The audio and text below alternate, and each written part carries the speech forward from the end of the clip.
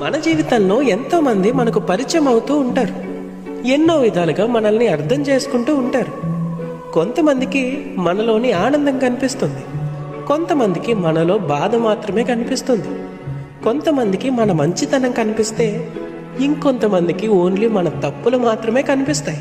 ఇలా ఒక్కొక్కరికి ఒక్కొక్క విధంగా మనం కనిపిస్తూ ఉంటాం. కానీ నిజంగా అసలు మనం ఏంటి అనే విషయం ఎవ్వరూ అర్థం చేసుకోలేరు, ఒక్క దేవుడు తప్ప.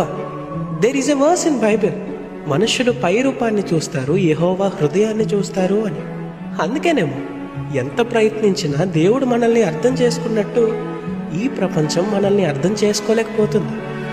కానీ అదేంటో, ఇవన్నీ తెలిసి కూడా మనం ఆ ప్రపంచాన్నే కోరుకుంటాం, కానీ దేవుణ్ణి అర్థం చేసుకోవడానికి ప్రయత్నించాం. అందుకే మన జీవితాలకి కూడా అర్థం లేకుండా పోతుంది. ఆలోచించు. షలోమ్.